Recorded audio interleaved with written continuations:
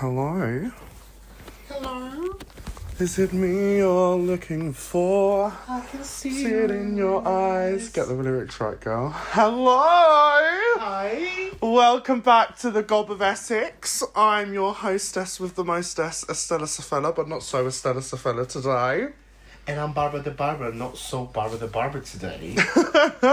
How are we all doing? How are you doing, darling? I'm very nice, very nice. How's your week been? Sorry, I was just like, how you doing? That's it. Long and tiring, I must say. It's been a very busy weekend. We've got some sunshine in Southend. So people want their haircuts right now. And how are you? Yeah, I'm alright. Just had my birthday. I'm a year older. Yes. I probably look a year older. Just a little bit. Just a few more wrinkles have added in now. It's alright, I'll get them Botoxed out. Is the camera recording? Yeah, Yeah. Oh. I'm sure it is. Yeah, why'd you set my anxiety like that, girl? Now we've got to record all of that again. The Gob of Essex, babes. The Gob! Are you dying for it? Are you gagging for it? Estella Safella, babes. The Gob. No, we won't, because I'll just cut that bit out. But yeah, so it's been my birthday. I have had some parties with me and Scar and Barbs. Went to see Scarlett Harlot at the Cliff the other week. Yes, that was nice. That was really fun. Shout out to the Cliff. We had a really good night. We did. And then my birthday was actually yesterday, wasn't it? I went for birthday lunch with my family. Mm-hmm. Then yous came round. Yes. We had dinner and we had games night. I cooked mac and cheese. Yes, Scar came round and surprised me. Yes. Which was fun. It was nice. It was a lovely evening. Yeah, and then I've got a gig tomorrow at Dragonfly. So that's going to be fun. First gig in Dragonfly in Chelmsford. Are you excited? Yeah, Colchester, sorry, not Chelmsford, Colchester. I always get the wrong ones mixed up. But yeah, that's what I've been doing. And then I think Big D has got a surprise weekend for me going on, so I don't know what's going on there. But yeah, it's going to be fun. It's going to be cunning. Can't wait. Cute. So, pass me a phone. Let's get into this. We got a little subject for Yeah, so today. we've created a little kind of, I don't know how to explain it. We've created like a massive long ass paragraph that we've kind of divided down, equally split it between us. We're going to talk about a topic. It's only one topic today. We're going to talk about it. We've got like 10 kind of questions and little phrases that we're going to talk about. I've got a little game for you to keep it light-hearted as well. Every time we say internal homophobia, take a little shot.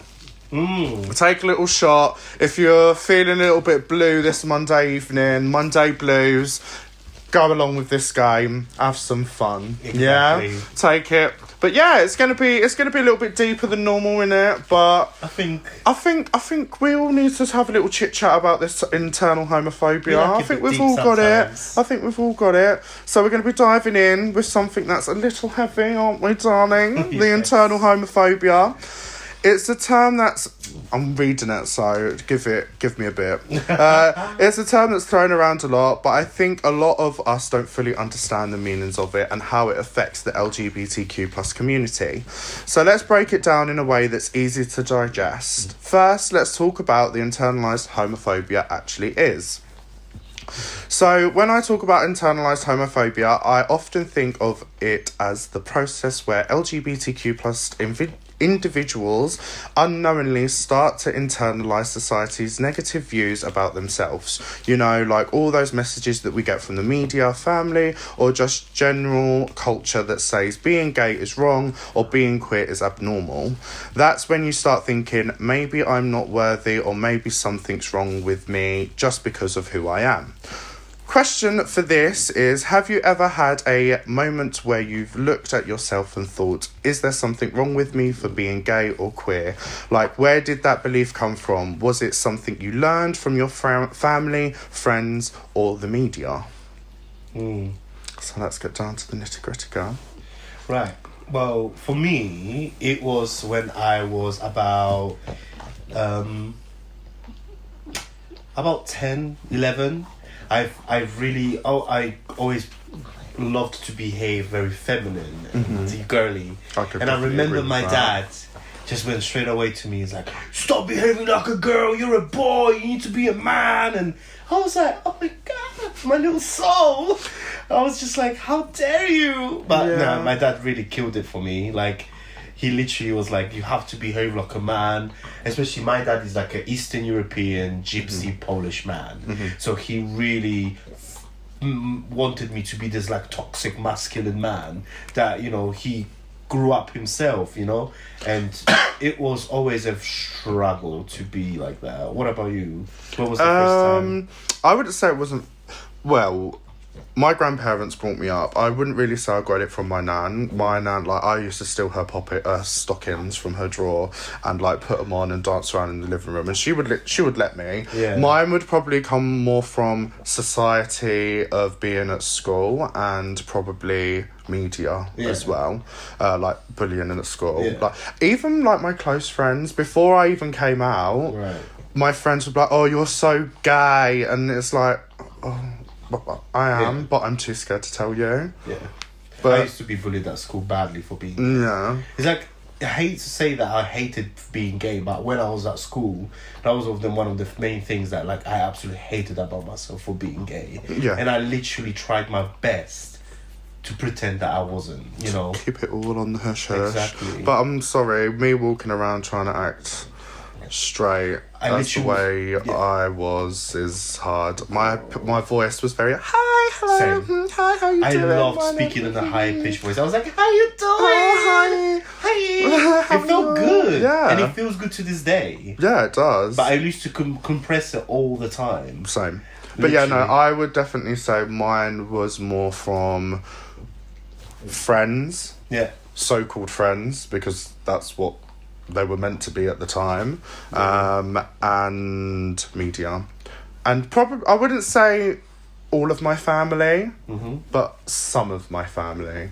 Yeah, for me it was family. I remember with my mum, I wrote in my phone once, I think I said something like, "Oh, I'm gay" or something, and I had this little moment with my mum. And I don't hold it against her or anything. I love my mum dearly, you know.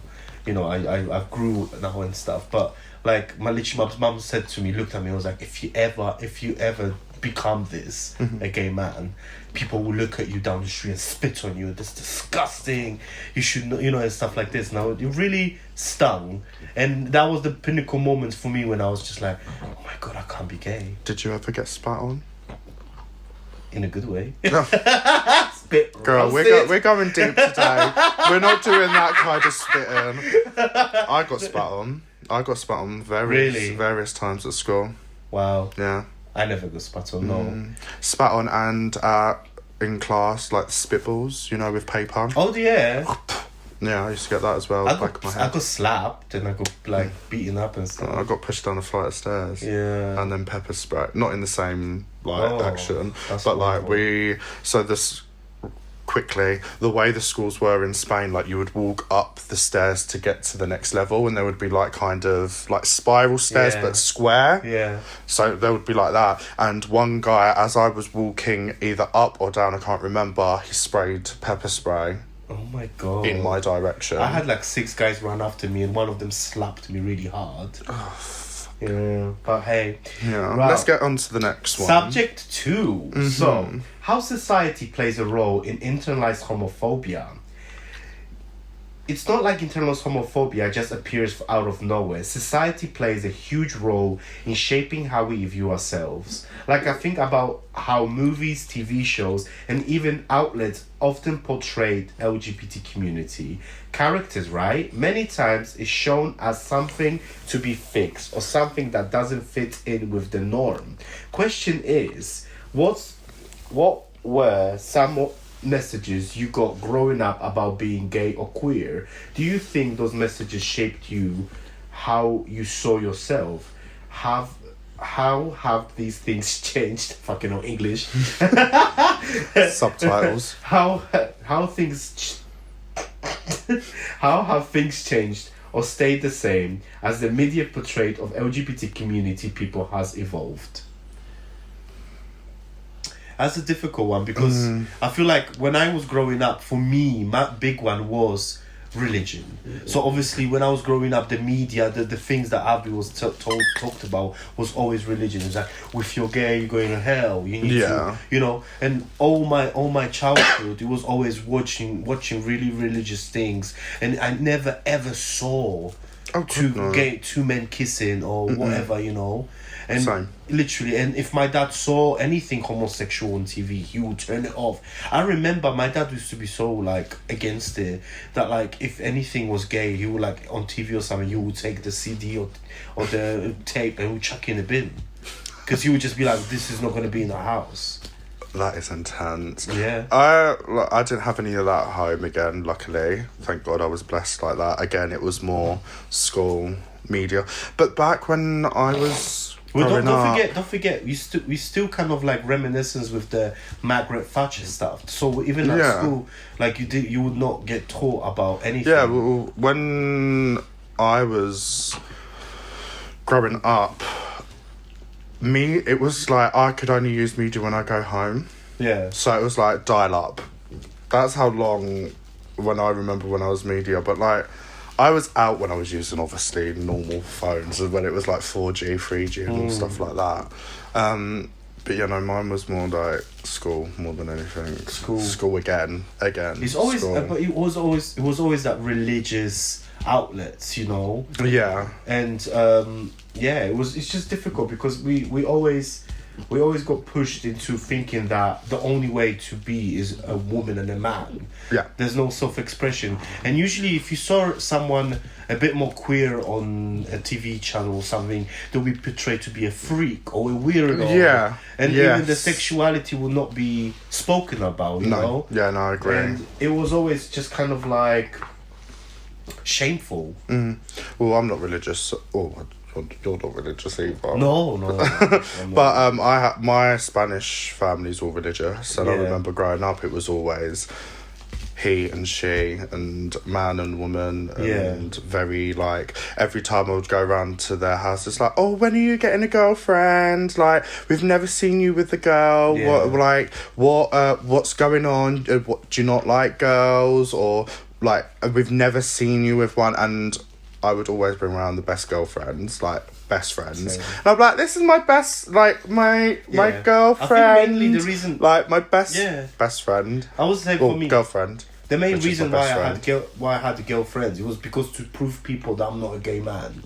Oh God, I remember I used to ask a girl out every freaking week just to prove that I was a guy. I know. I'm like, oh my God, do you want to be my girlfriend? And it wouldn't even be like speaking to them. It would either be a Facebook message that would take about 4 years to send. Yeah. Or it would be like a little note that you would write, fold it up and then give it to them and run in the opposite direction. But that's one of the things. I think that's what social media was for me. Yeah. Mainly, it's just that kind of portrayal of like, you know, I don't really remember specific films or anything really that portrayed gay people in the wrong way and made me feel that type of way. But I think mostly it was always gangster movies. Gangster movies, yes. It was always like, be a muscular man. I'd be too scared to watch anything like that when I was younger. I hate movies like that. I would be like, no, Mummy, I'm scared. Nanny, I'm scared. I think to this day I can't really enjoy like a gangster movie because of how toxic masculinity is like a thing there. Don't even get me started about toxic masculinity. Number 3 is self-hatred and negativity and self-perception. This one is taught because a lot of times when someone struggles with internalized homophobia, they end up really hating themselves for being different. It's like they've been told that being gay is wrong, and so they think I must be messed up. That's a horrible feeling. Preach. Question: have you ever felt this kind of self-hatred or shame where you just can't accept who you are? Maybe you've even tried to change certain things about yourself to fit in better. How did you work through these feelings, or are you still working on it? When I was younger, no, I wouldn't probably say this, but probably more like when I was like starting at college. Yeah. It started for me like traveling, like When I would probably say from about 16 to 18 was my phase of fuck what anyone thinks. I don't care. I will wear whatever I want. I will do whatever I want. I will do with anything in my hair, and I'll act with what I want. When I started college, I had the headmistress there was like, you're too flamboyant. You're too gay. You speak too high. You speak like a woman, and you're a man. Damn. So every time I'd be like, I'm going to say her name so I don't care. Hello, Miss Wendy. She'll be like, Not Wendy. She would look at me and go, speak lower. And I'd go, hello, Miss Wendy. And every time it would be, hello, Miss Wendy. And I still to this day remember that frigging tortured me. And do you know what I think she said to me?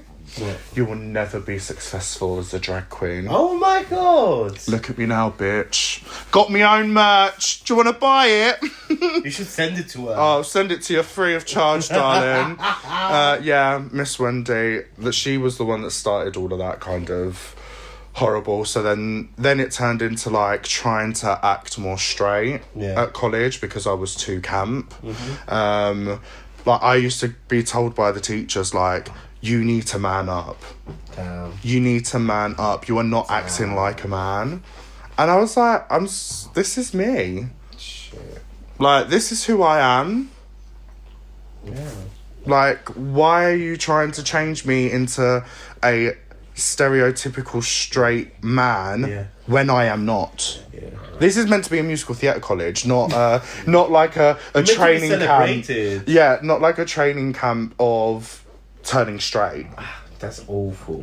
And then that's when obviously all the frigging demons and everything starts flooding in, which I still have to this day. That just they're like embedded, those voices in the back of my head. Yeah, like speaking too gay.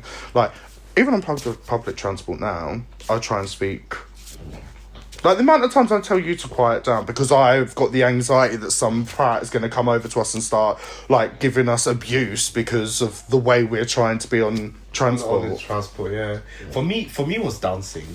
So I always used to get bullied for, like, dancing too feminine and being too girly. So people would be like, I'll be dancing, be like, oh, you're a really good dancer, but you're too girly. Why you don't dance like a guy?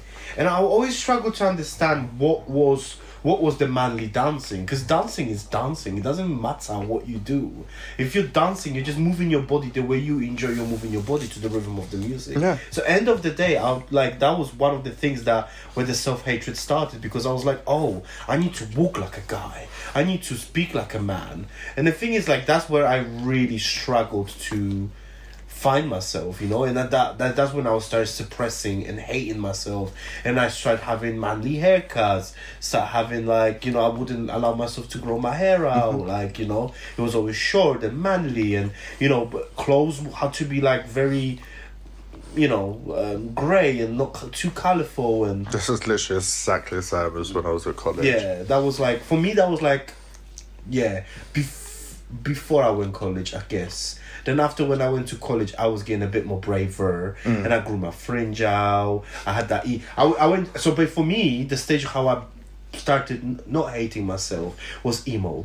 So that's why I loved, like, emo, heavy metal, because in that area people were a lot more expressive, but it wasn't gay, you know? Like, I couldn't like obviously copy women like I do now. I that was my way of, like, expressing myself, like eyeliner, like a long, which I will go smoky eye. The eyeliner subject will go back to something very soon, because we'll be talking about it. But yeah, I used to wear eyeliner in high school, and literally I had, like, this long ass fringe, and that's when I was kind of like, I remember that picture you showed me. Do you know what I'm going to do? Send me that picture so we can show them that little fringe that you used to have with that. Yeah, had that little fringe moment. So we can insert it here for you. But yeah, no, that's where all mine started, was college again. And that was probably when I went, shush, there's no one there, darling. That's when I started saying I was bi. Right. That's when I started saying. That's when I slowly started touching waters at college. Doing that. Come on, bring on to the next one. Subject. So, Number 4. Same subject, just different. Yes, different. We want to get to nitty-gritty bits. Yeah. So we're asking each other different points out, so we can have a look through whatever, so anybody listening to this can really, so yeah, the fear of rejection and discrimination. The fear of rejection is real. The idea that people will find out who you really are and then turn away from you is not just a fear. Sometimes it's deep, gut-wrenching fear that you will never be loved or accepted of who you are, and then you can make someone hide who you are for years. The question is, have you ever hidden parts of your identity to avoid the rejection, or because you felt like it wasn't safe to show who you really are? And how did you feel in those moments? And did that fear ever hold you back from connecting with others? So when I first came out, I came out to my nan via Facebook message.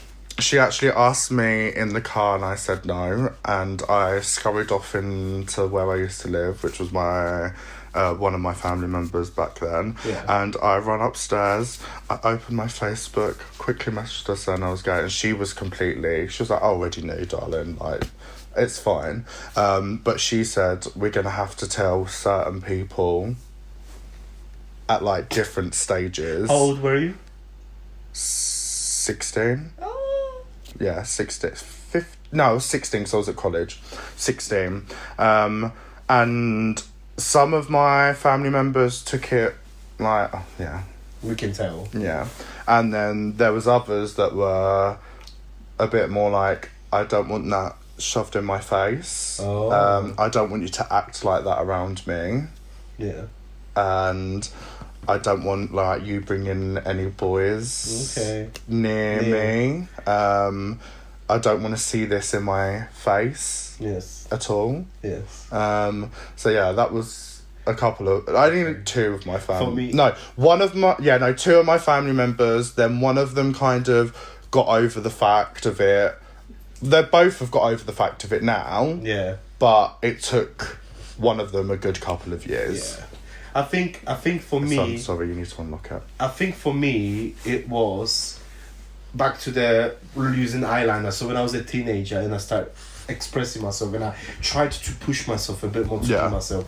Like I got caught doing makeup at school, and my cousin saw me in the school bathroom doing my makeup, and he went to his dad and he told his dad, and his dad went to my dad. Fucking grass. And yeah, he grassed me up, and I remember coming back from school, my mom was like, where's your school bag? And she takes stuff out of my school bag and started checking stuff out, and then she was like, where's the makeup? And I was like, I don't have any makeup. Lying, because I was like shitting my pants, because I used to take my makeup off before I go home. Literally. And then she was like, where's the makeup? And I was like, I don't have any makeup. And she literally was like, wait until dad comes home. And I was like, okay. I went to my bedroom and I waited. He came home and he literally walked in, stormed into the house like, why do I have a faggot in my house? And why are you like doing this? Like I'm not gonna accept you. I'm gonna kick you out of my house. So I had to bring a group of girls that I went to school with, come to my dad, because they're women, they go pissy, and tell him that, oh, Eric is not gay. Like he likes girls. Yeah. And literally, like, I haven't spoken to my dad for like few weeks or months, I can't even remember, because I literally was just like, that was such a dick move. Yeah, like, that must have been petrifying. I would have shut myself. But imagine, like, I'm back home, there's nobody to turn away to, I'm on my own, and I'm literally getting like hated by my parents, because they fear that Jesus will send me to hell because I'm gay. He already has. But yeah, that was a tough one.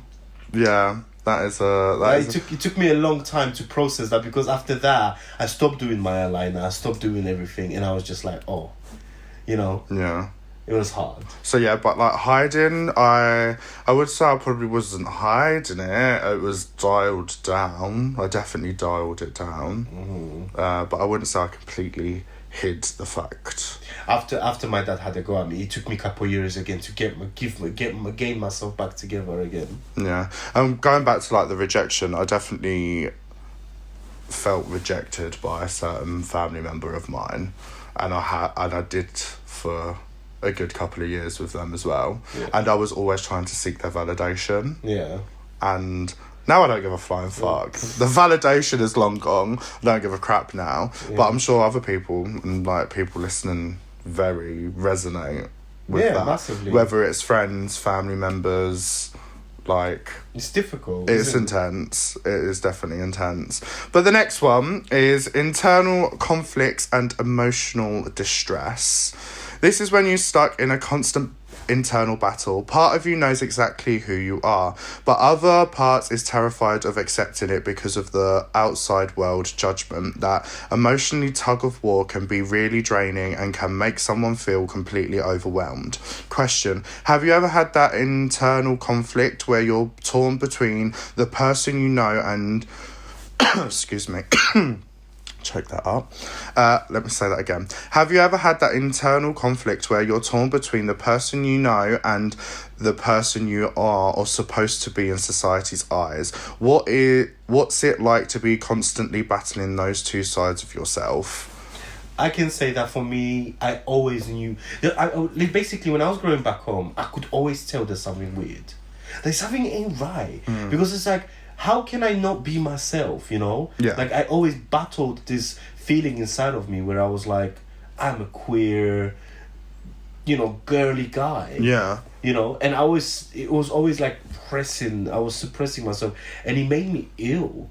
Like, it literally, like, I feel like the only way I felt like I could get myself out of my head, it was by having literally like eating disorders and going for like really long runs and thinking that I need to be fit. Bella just farted. Oh my god. But yeah, like I would literally like constantly train, constantly try to be on a diet so I look fitter, so I'm more masculine, so I'm more, you know, so I can hide that. And literally that made me so ill, so distressed. I hated myself. I got body dysmorphia from it. Like for years and years and years. Who doesn't love a bit of body dysmorphia though? Oh, I was just sick and I feel skinny. No, I'm joking. That's what Scarlett said to us, didn't she? She literally was sick the other day. She was like, oh, I feel so skinny. Oh my god, but yeah, literally. Sorry, got to get a bit of humour in there, darling. Yeah. Can't be all sad. We can't just always. We have to laugh, right? Mine was definitely again college. I thought when I was gonna start college, I was gonna be more of a like freer person and able to like be myself. Yeah. And then I got shot down like within the first 3 weeks of being there, of being too gay, too camp, like everything that I did. So there was that constant battle of me going, I want to be myself, but then I'm getting told off of being myself, so I've now got to react straight. Do you feel like that got you like a depressive mood? And... Oh yeah, when I was at college I was depressed, 100%. Because it was that constant thing of I was too fat, I was too gay. Yeah. The way I walked was too gay. The way I spoke was too gay. Exactly. Too feminine. Too camp. The thing is, like, what comes to my mind now is like, how do we survive this? The way I survived it, this whole fucked up roller coaster of emotions, is just being a fucking twat. Yeah. Always being a class clown and always having a laugh and always making people like, you know, have a little giggle. See, when it was with me, I know we're going to have to wrap this up because we're about to finish with the timer, but I'll quickly finish with this. With me, it was when... I have just had a brain fart now because I just saw that and I was stressing. We are going to go to a commercial. No, I've got to finish it because it's on the topic. Girl, we don't have time. Oh my lord, the stress is just stressing me out. I just saw the timer and it just made me fucking we're going to continue this brain in the second half. Right, let me just press record again. Right, I remembered. Now I press record again, I remembered. So, how I got through it was, I've never really been a rebellious person, like, ever. Mm-hmm. Like, I would never, but something at college flipped in me. Okay. They said to me, you need to lose weight, like, you're too fat. What did I do? Put the weight on. Uh-huh. they were like, you can't have piercings. What did I do? Get a snake bite, got my smiley done, got my tongue done, got my ears stretched, got all of, literally completely did the opposite of what they said. They were like, your hair's too, like, they even said my hair was too gay because I had highlights. Like, that's how, like, they want to make me a blank canvas, like a mould that then they can pass on to someone and then they remould again. I'm shocked that was in like theatre school as well. It still happens now. I'm telling you now, I bet you £100 that this still happens now in this day. Guys, if at you're college. theatre kids, can you please like tell us about your experience? They probably won't because they're brainwashed. Like, no. Like, I'm telling you now, I was brainwashed at college. Like, I used to look at normal-sized people and go, oh my God, they're fat. Shit. And I would be, okay, I might have been chubbier than the normal average-sized person, but that's, like, I was brainwashed into think that anyone that's over a size 6 is fat. Damn. And it was the same with, like, being gay, and the same thing. Like, it was, not nice. Right. Not good. But, yeah, on that note, we are going to take a little break now, aren't we? We're going to give you over to the lovely Cornelia Nails advert. We are promised in the next video we are going to wear her nails, aren't we? We keep saying we're going to wear her nails. We should. And we don't, which we do apologise, but... I got a lovely sexy pair that she made me once, and it's gorgeous. Where are they? Exactly. We'll see you after the ad break. Mwah. Ad time! Looking for the perfect nails to complete your look? Whether it's a romantic dinner date, a big night out, or even the runway of RuPaul's Drag Race, Cornelia Nails has got you covered. These luxurious custom press-on nails are handcrafted to perfection. So good, they're in high demand, with wait times up to 2 to 4 weeks or 6 weeks when things get really busy. That's how you know you're getting top quality nails tailored just for you. And the best part, you ask? Loyalty points. When you sign up at www.cornelianails.com, you start earning rewards towards your next flawless set. I should know. I've got 18 sets myself. So if you want luxurious, stylish, and nails that turn heads, then head to Cornelia Nails today, because your hands deserve nothing but the best. And we back. So, we're back from that lovely Cornelia Nails advert. I can't even say it now. Cornelia Nails. There we go.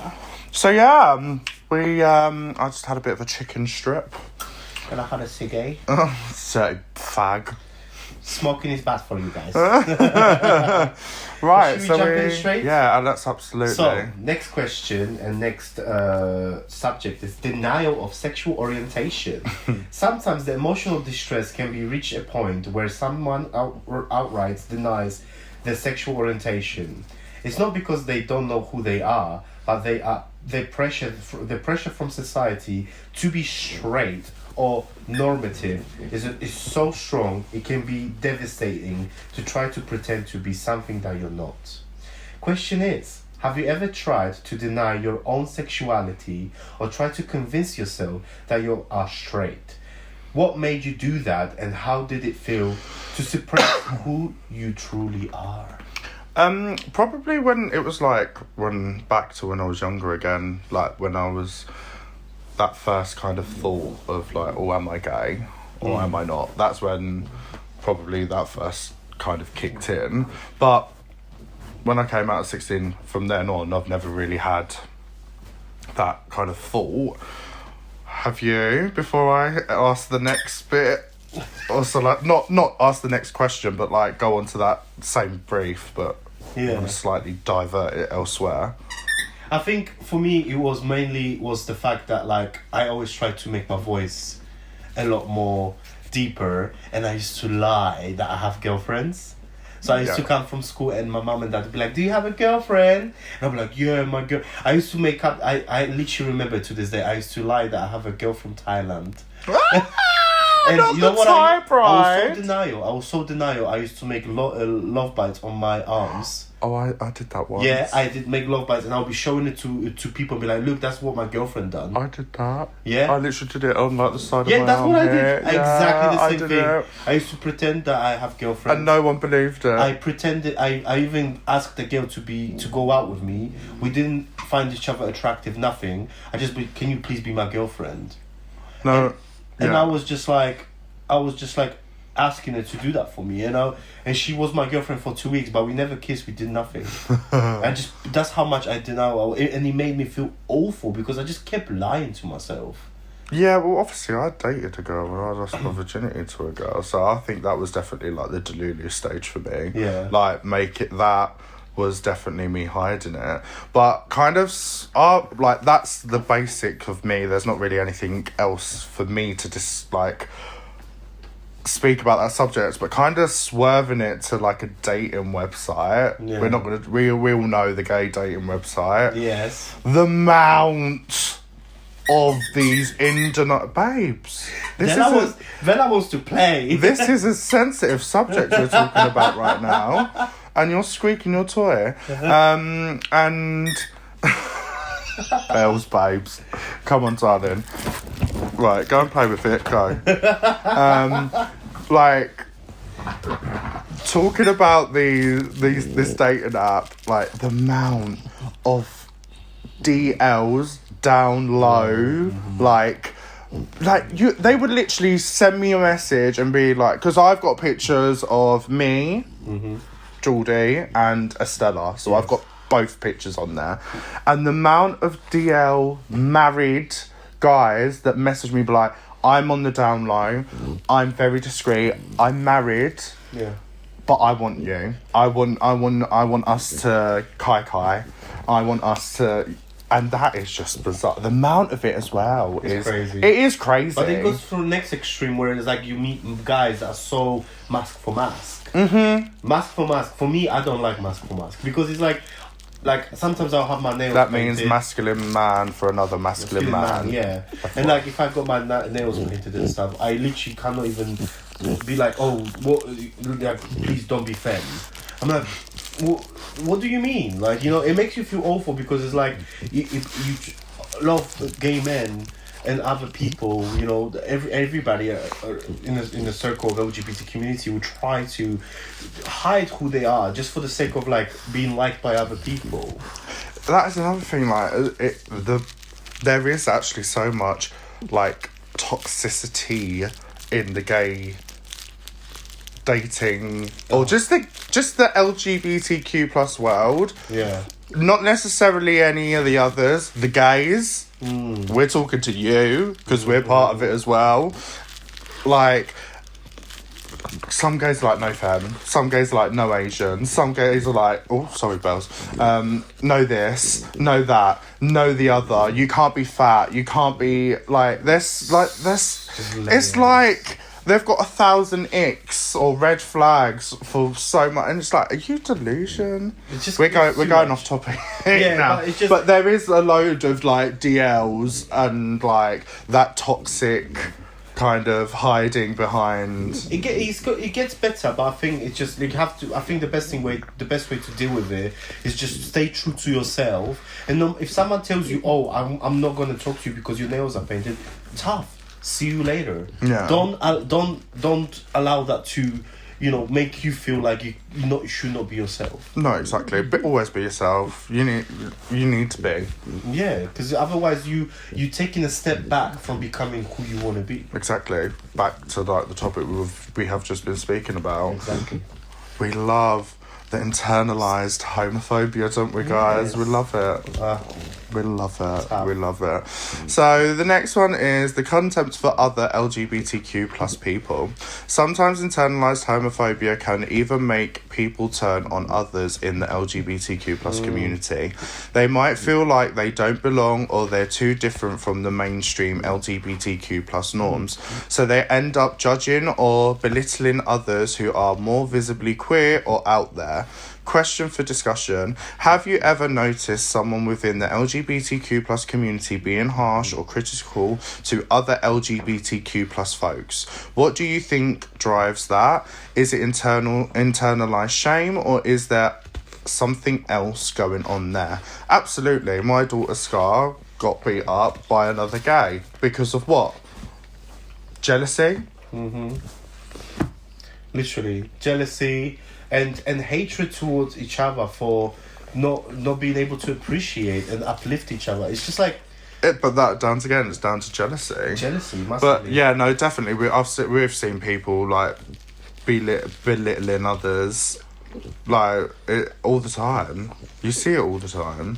Like you see it. No, I'm not being funny. We go to it's like a club. It's not like a pub, but they don't claim it to be exclusively like gay. They claim it to be for everyone. But the amount of times that we go in there dressed up as drag queens and you get other gays, sometimes it's not just gay, sometimes it is lesbian, sometimes it is trans. This subject's not just aimed at the gays, but you'd get looked at like you're a freak. And it's like, I'm sorry, but we're in the same community. We're in the same boat.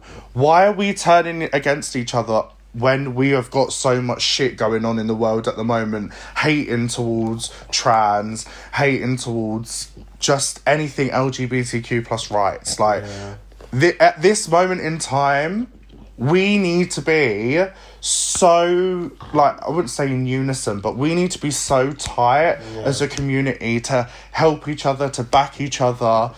Like, now is the time to do that, not to belittle each other, not to exclude each other, not to... Exactly. It's insane to me now. For me, it goes to being in the barbershop. Because, like, when I work in a barbershop, obviously a lot of gay men try so hard to hide that they're gay because they feel like it's such a masculine place to be, you know? And every time I get someone queer in my chair, I'm like, no... Be yourself. Let's have a let's have a loud kiki. Let's have a laugh, and let's not hide who we are. No, because it's silly. Like, why do we allow these stereotypes suppress us to be who you want to be? And especially, like, again, we're in such a crazy time at the moment that we need to be ourselves. We can't. If we back down to what's going on now, then we are basically letting them do... Bella, stop. Sorry. We're basically kneeling down to them and, like, listening to their commands. Like, I don't know if you heard, there's a new rule in America that if a business doesn't want to serve a gay couple, they can refuse them service and chuck them out of the business. That's crazy. Just for being a gay couple. Yeah, that's crazy. Not even a gay couple. Me and you could go in there. We could go into but because we're visibly gay, they can now refuse us service. They can kick us out of their establishment. How can you even do that to someone? And I'm not being funny. My motto is, not motto, but what I say is America sneezes, Britain coughs. So it wouldn't surprise me within the next year that Britain will have those rules too. As much as I hate saying that, and it's scary to say that, but I do feel like it's going to start lingering coming over here. That's why we need more businesses that are like queer friendly. Yeah. They're supporting queer people, you know, and showing people that you don't need to hide in LGBT community of who you are, and you can express yourself as much as you like. That's definitely for one. Should we go to the next? Yes, dear. So, next one is seeking approval for our heterosexual actions.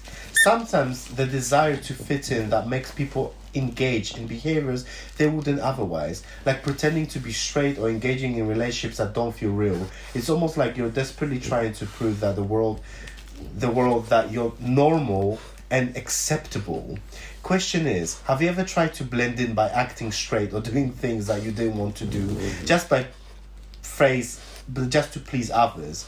What made you feel like you had to hide your true self, and how did that impact your mental health or self-worth?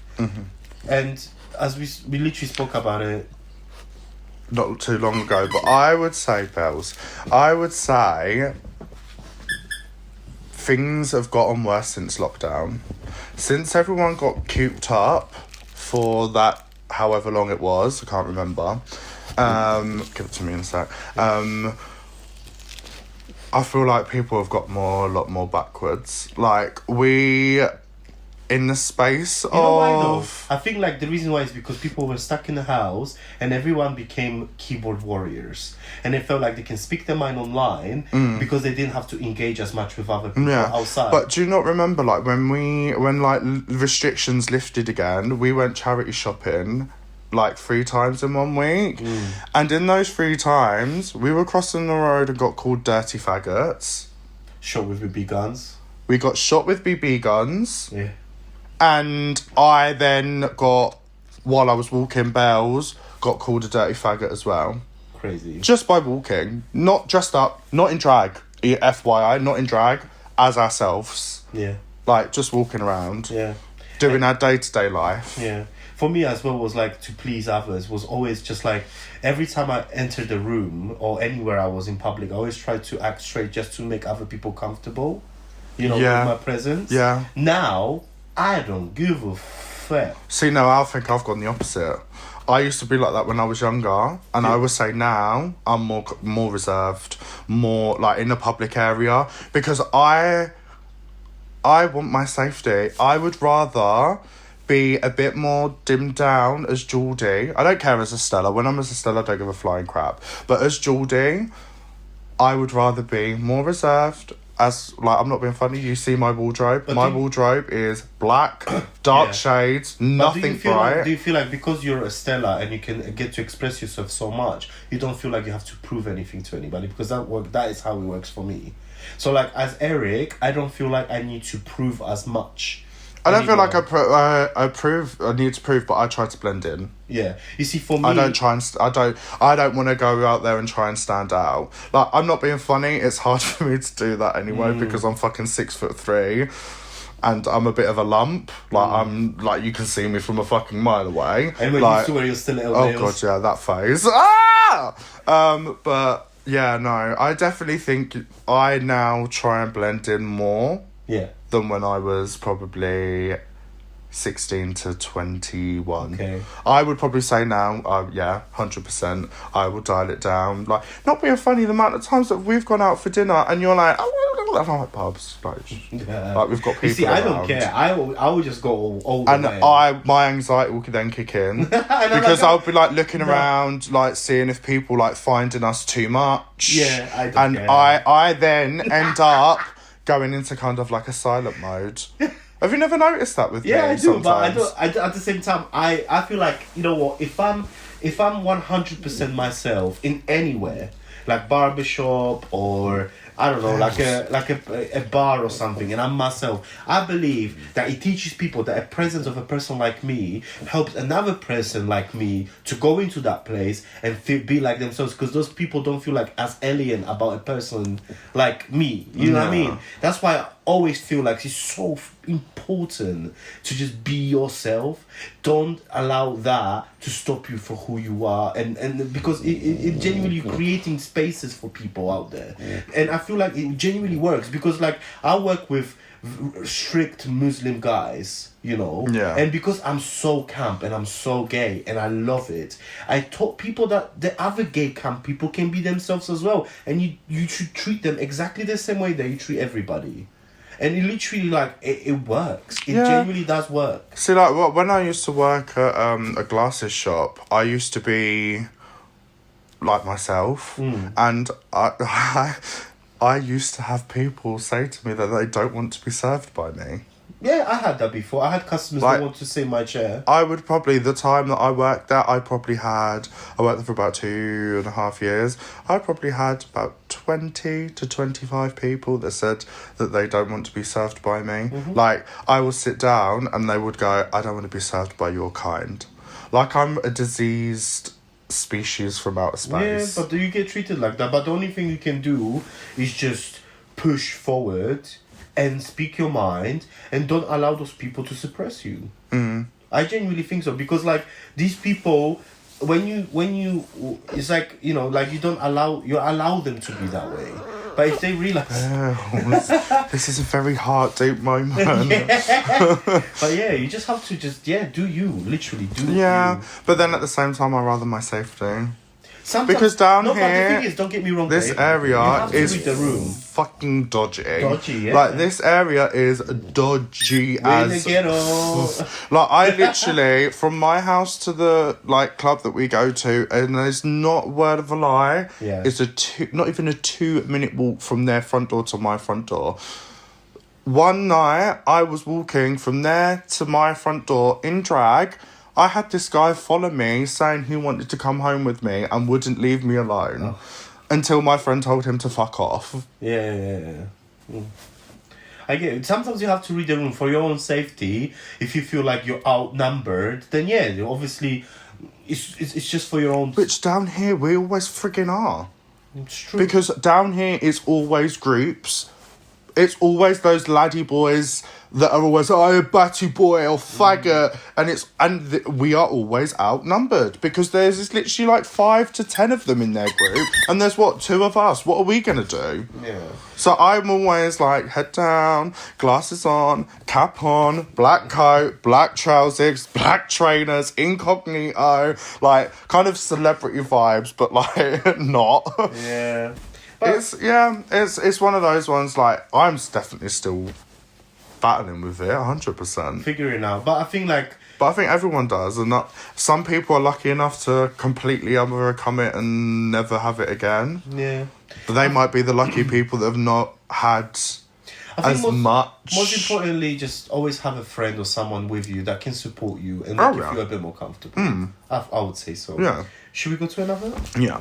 There you go. Thanks, Jar.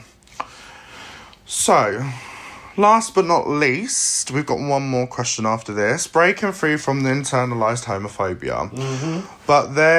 But here's the good news. You don't have to stay trapped in that circle. Recognise that internalized homophobia exists is the first step to breaking free from it. It's all about starting to accept yourself for who you truly are, unapologetically. Jesus, I couldn't get that out. It's a bit too big for me. And yes, it takes time, but it's totally possible to unlearn those harmful beliefs. Question: have you noticed any moment of growth or healing where you started to accept yourself more fully? What helped you get there? Maybe was it therapy, meeting other queer folks, or just letting go of what others think? Let's keep that one sweet and short. Let me quickly before I forget, because you know my things like definitely, I would probably say when I'm out solo, no, I will keep myself to myself. I will try and blend into the crowd. Yeah. But when I'm with and I'm with Scarlett, I do come out of my shell and act like a complete bratty boy that I am. And I am. Maybe with the help of a bit of a drink or two, helps that as well. But definitely, like, in sober Geordie, I'm more definitely introverted. I'm a very extrovert person. That is me, though, but yeah. For me, I think, like, I just took small steps. Yeah. Very small steps. Just small step where you just... figure out what makes you feel the way you feel, you know, and then find people that make you celebrate you, and just take each step. For me, it was like moving out, finding my own space, finding myself every day, doing something that made me who I am, which would be like doing my makeup in the evening after work. You know what I mean? And looking in the mirror and seeing that person and loving who I was in that mirror. No matter how ridiculous I looked. Because, oh my God, guys. Sorry, if you can't love yourself, how the hell are you going to love somebody else? Can I get a gay man up in here? But yeah, that was it for me. Like, literally, just doing that over and over again, every night. Yeah, well, I know that I've got the internalised homophobia. Oh, I'm still working on it, massively. I'm just like, just get over it, but just do it as and when you can and when it's right for you. Don't rush it. Exactly. Because if you rush it, that's when accidents can happen or... Exactly. Things can go wrong. Well, next Let's one. tie it up now. Let's Tie finish. it up now. So support system and healing together. And the great thing about being a part of LGBT community is that you're not alone in this. And there are tons of people who understand what you're going through and want to help you heal. That's the power of community. We support each other. How do you think the community has helped you with the self-acceptance? Do you feel more supported now? Are there ways you wish you could also be more supportive of each other? I think obviously Hot House. Yeah, obviously. Jesus Christ, Kenzie created such a big, beautiful space we for briefly us. spoke about that in the last episode, me and Scar, but the LGBTQ family that Kenzie's created. That's definitely the closest community that we have, other than us three in our area here. Yeah. I don't think there's not really much of a community here for people to Yeah, I think for me, just to anyone that is listening to this, I think if you are if you're alone and you don't have, literally, there's apps out there, like I think Bumble does, like friends. Go on social media, find gay people that you feel like you could be friends with. Join pages on Facebook. Yeah, literally. There's join loads of groups, them. make an effort. What I did when I moved out from my family's house, when I was trying to find myself, I started going to gay bars on my own. I literally bought my first pair of heels in the charity shop, and I literally went to the gay bar on my own. I had my heels in my backpack, and I literally would go to the gay bar, put my heels on and just walk around, have a drink, talk to someone, and then all of a sudden I start making friends and the evolution start happening. Yeah. You know, I'm not really like that. I'm a very closed off person. but you know, so was I. But I had to do something to get out of the headspace that I was in. Yeah, that's why I think people think I'm quite a bitch, because if I don't know you, I don't mean it. I'm quite blunt and like, yeah. And I don't mean it to be like that, but with my other friends, I'm all like, So I just want to read this message to anyone that is listening as well. But now I know this might sound heavy, but that there is a thing.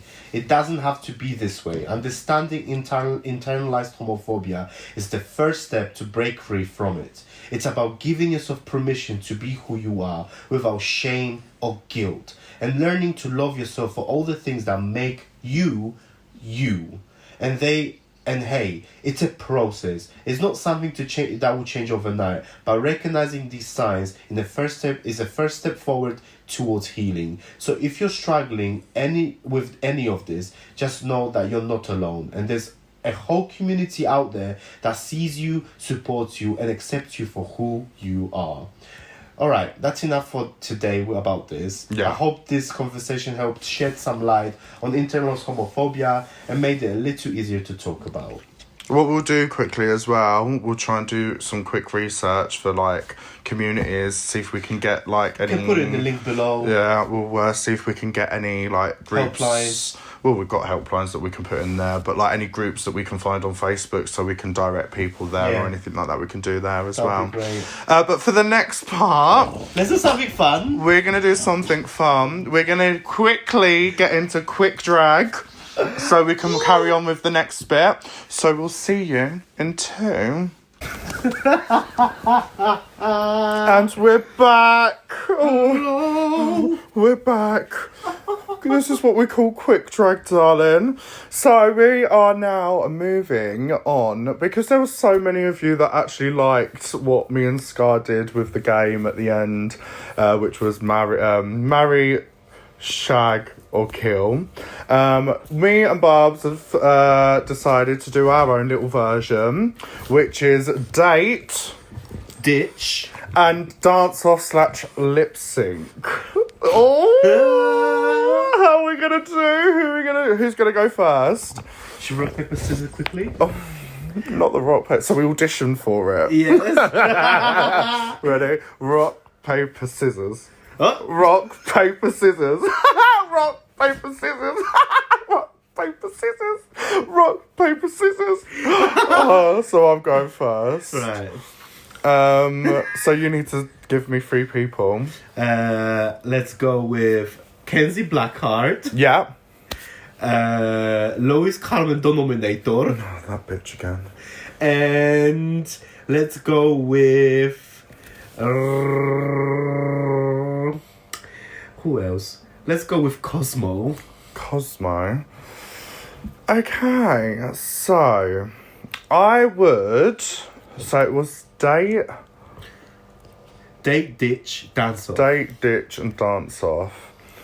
And we said Kenzie, Cosmo, and Lois.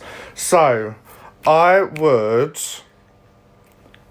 I would date Kenzie.